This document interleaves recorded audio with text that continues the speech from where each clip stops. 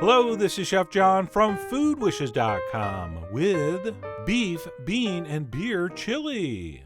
That's right, we're going to feature the 3 ingredients that help win the West, with the help of guns, in a very easy and extremely delicious chili recipe. And while most people consider chili a cold weather food, you throw this stuff in a thermos, and it will be absolutely perfect for your next picnic or tailgate. But anyway, no matter where or when you serve this, I was very happy with how it came out, and this is how we're going to put it together. So let's head over to the stove where I have a pot set on high heat, to which we'll add a little bit of vegetable oil, as well as some diced onion, and then of course we're going to need a whole bunch of ground beef. So I'm going to toss in a couple pounds of grass-fed beef, which is what you should try to use if you can get it. And I'm not really sure who came up with the idea of feeding the cows what they're supposed to be eating in the first place, but it really is kind of genius. Then besides our onions and meat, we will also add some salt at this point, and we'll take a wooden spoon, and while this is coming up to temperature, we want to break things up. This is really the only part of the entire recipe that even remotely resembles work, because we want to stand here pretty much stirring continually while the meat starts to brown, so we can break it down into as small pieces as possible. So just continue to stir it and smash it, and eventually after about 5 minutes or so, you should have something that looks like this. And because of those onions as well as the salt, you will notice there's a good amount of liquid coming out of here. No problem. Just keep stirring and cooking on high, and eventually that will evaporate. Alright, a lot of chili recipes call for draining everything at this point, and then putting the meat back into the pot, but I just hate that technique. Sure, the fat will drain off, but you're going to lose tons of delicious meat juice. So just keep cooking. It will eventually evaporate. And yes, of course, that's going to take a few minutes. So while we're waiting, let's go ahead and get our spices together. So into a ramekin, I'm going to add some freshly ground black pepper. And of course, we're going to need some chili powder. I prefer ancho. We also want to do a little touch of cinnamon, as well as some ground cumin, and some paprika. So that's what I'm going to use for my spice blend. But obviously, that can be tweaked. You are the big willy of your chili. So ultimately, its jigginess is up to you. But this is what I'm using. So our spices are set, and we'll head back over to check our meat. And hopefully by now, all that excess liquid has been evaporated, and our mixture should be relatively dry, and as you can see, finely crumbled. And at this point, we'll back our heat down a little bit to medium-high, at which point we're going to add some finely minced garlic, and we'll also want to dump in our spice mixture. And we will cook that for about, 3 or 4 minutes to kind of wake up those spices, as well as cook that garlic a little bit. And no promises, but you may even get a little bit of a fond forming on the bottom of the pot. But anyway, like I said, we're going to cook that garlic and spices in that mixture for about 3 or 4 minutes, at which point we will introduce 1 bottle of beer. Or as you college kids would call it, waste 1 bottle of beer. And in case you're keeping score at home, I'm using a Saison, which is a Belgian farmhouse ale.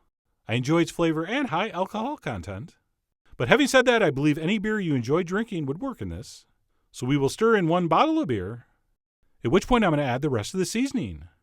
And first up, something a little bit unusual, a spoon of unsweetened cocoa powder. Do not be frightened, it works perfectly in this. And I did not add that to our spice blend because I didn't really want to cook that. I'm not sure if it would burn onto the bottom of the pot or not, but I didn't want to take any chances.